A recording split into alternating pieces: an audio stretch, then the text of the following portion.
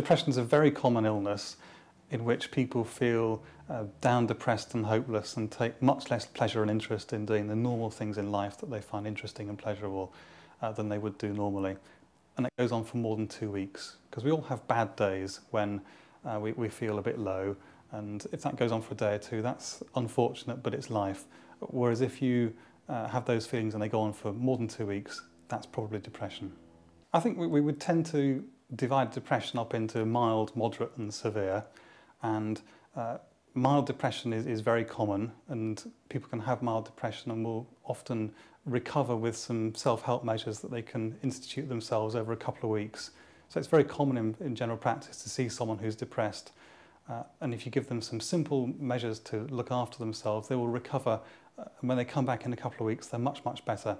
Someone who's moderately depressed may recover with those measures or may need some help with under medication or talking treatment, whereas someone who's severely depressed almost certainly will need both medication and talking treatment to help them get better and help them stay better in the future.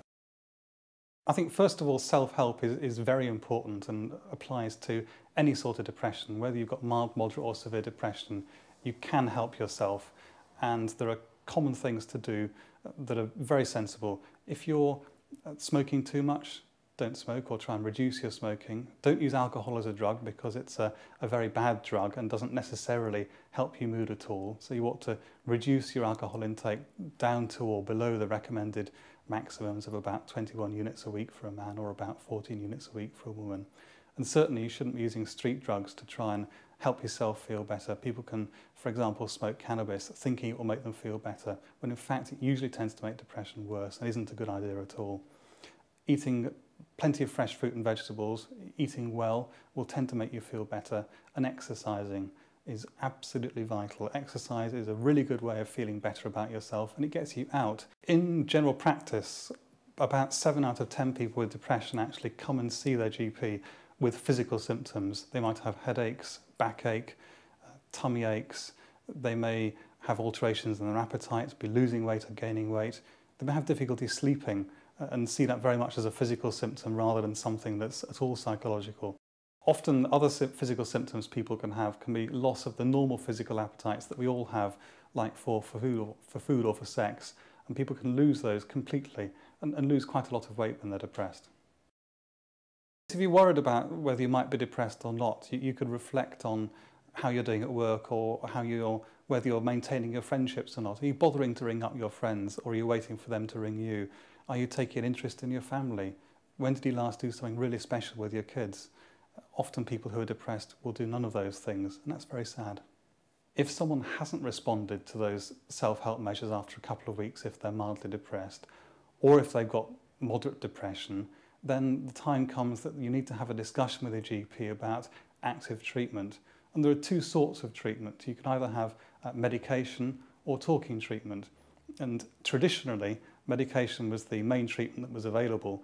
It's easily available in the GP surgery. I just have to write a prescription and the patient can go off and start the treatment right away.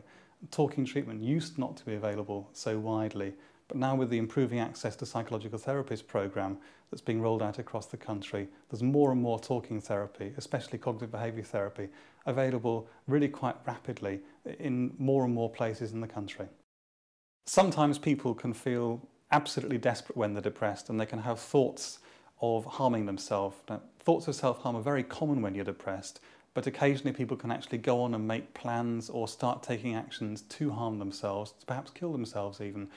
And it's a good idea to plan with your doctor what you might do if you ever get those feelings. So you could, for example, write down on a piece of paper the phone numbers of the 5 people you're going to telephone if things get really bad and you feel quite desperate, because usually at least 3 of them will be out. So you need 5 numbers to make sure that you catch somebody who's in.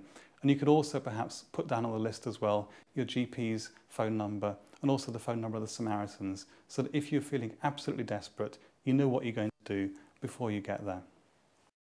For more information, visit www.nhs.uk.